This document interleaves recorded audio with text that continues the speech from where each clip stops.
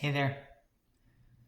So tomorrow, probably by the time you see this, is Palm Sunday. And the readings for Palm Sunday are very, very long. I didn't print them out. I just kind of, read them on the computer, which is not ideal. But it was like 20 pages.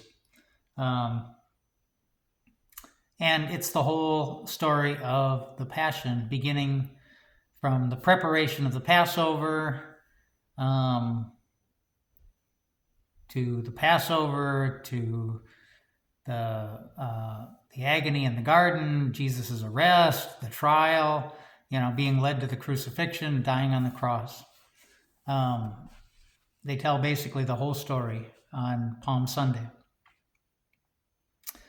And there's just so many things in there that a person could talk about. And, it's hard to just choose one. So I'll pick a couple of things that kind of spoke to me. One is the beginning where, the procession coming in with the palms. Jesus asks his disciples to go into town where he says they will find a donkey that's tethered. And if anybody asks them why they're taking the donkey, just tell them the master has need of it. And so, of course, they go into town, they find the donkey, just as Jesus said, they start untying it, and the owner comes out and says, what are you doing with my donkey? And they say, the master has need of it. And the owner's like, oh, okay. And lets them go on their way. It reminds me of and maybe if I can find it, I'll link it in the description. It was an old sitcom, like from the 80s. And I remember really liking it as a kid. It was called Stingray. And it was about this guy, they called him Ray. Nobody knew his real name because, he was undercover. He was an undercover do-gooder, always roaming around looking for, problems to solve. And he knew people. And he never used his real name, and he drove a black Stingray, so they just called him Ray. But the thing that Ray did is, every time he would help somebody, they would want to pay him some way.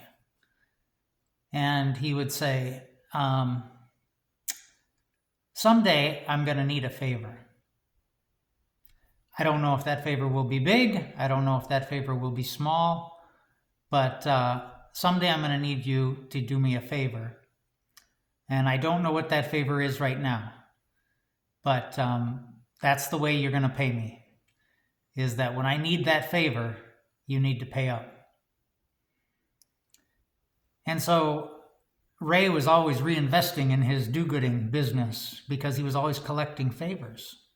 And so it enabled him to do more good for people because, he could always call in favors, to help people. And so his do-gooding enterprise just kept getting bigger and bigger and more elaborate. And, sometimes he would go undercover and he would need cops to help him. And so the cops would do him a favor. And sometimes he would, I don't know, he needed help mentoring some troubled youth that were getting into gangs. And he happened to know Kareem Abdul-Jabbar made a cameo appearance one time.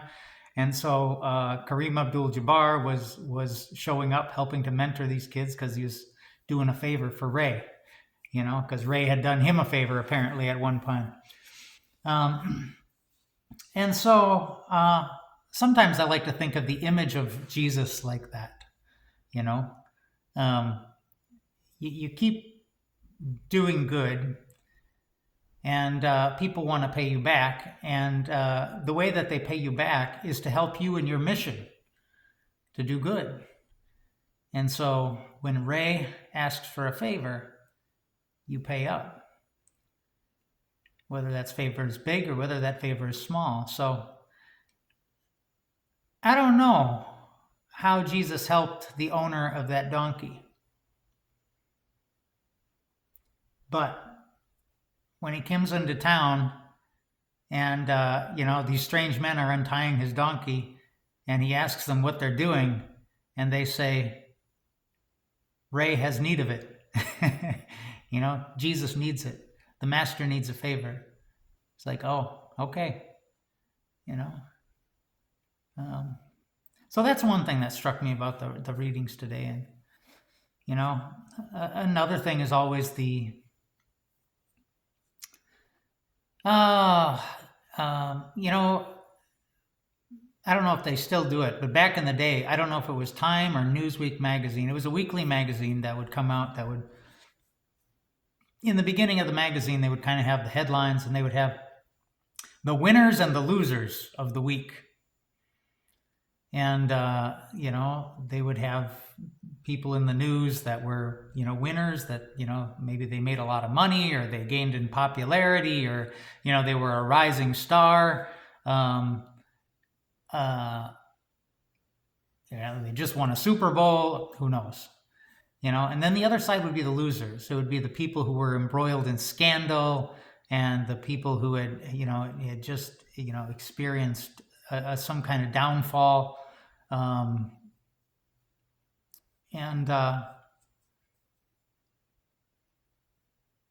This is the beginning of Holy Week. And at the beginning, Jesus is in the winner section. And at the end, he's going to be in the loser section of public opinion in 1 week's time. And I don't know, they didn't have a Newsweek back then probably, but the tide of public opinion shifts just as quickly now, if not more quickly, than it did back then. It's easy to go from winner to loser. Sometimes it takes longer to go back from loser to winner, but public favoritism is very shallow. Just think of all the wars that at the beginning, they're very popular. Everybody is behind them. Oh, we got to go into Ukraine. Russia is, they're being terrible to Ukraine.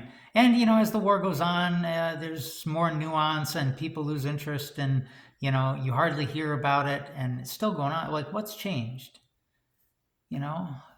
Public opinion is just very easily manipulated. And it was true in Jesus' day, it's true now. And I don't know about you, but I want to be one of those people that doesn't follow the crowd, that's able to see through the manipulation, and I don't know if I am, everybody thinks they are, and everybody's got their blind spots. So that's the second thing that jumped out from today's readings. The third thing is when Peter denies Jesus. Jesus, tells the disciples that one of them is going to betray them, and Peter is adamant that it won't be him. He says, I wherever you go, I go, and if I will die for you. And Jesus tells him, before the cock crows, you will deny you even know me 3 times. And of course that happens. And Peter is very hard on himself after that. He weeps.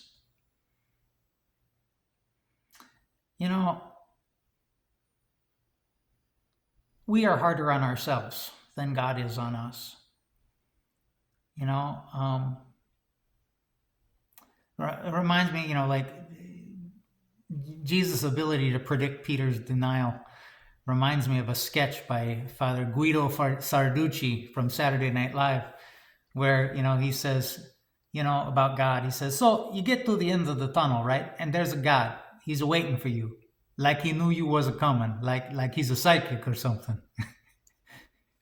And I don't know, sometimes we give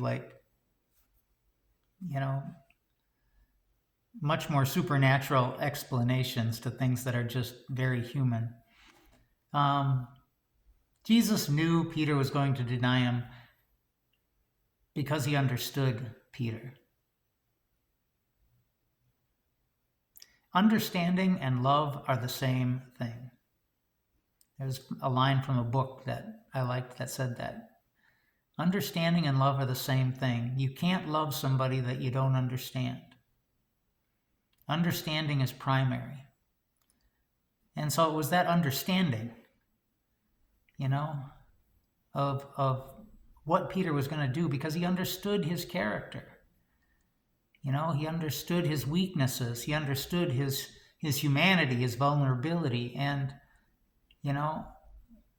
not only loved him in spite of that, but loved him because of that.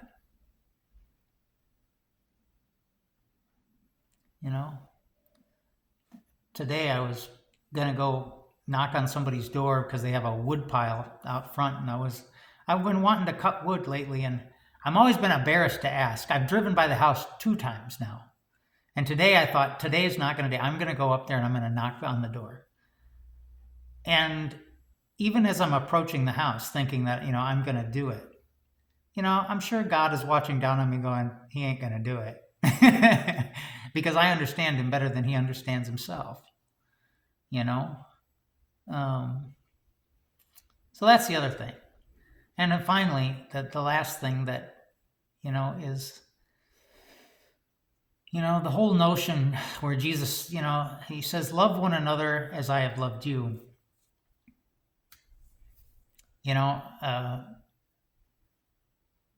We often miss the gravity of that statement. Jesus loved humanity enough to sacrifice his life. And when he says, love one another as I have loved you, that's the level of love he's asking. That willingness to lay down one's life for another. Because that's how the kingdom of God is built. In a world where everyone was willing to lay down their life for everyone else, would be a world where no one would have to. See you tomorrow.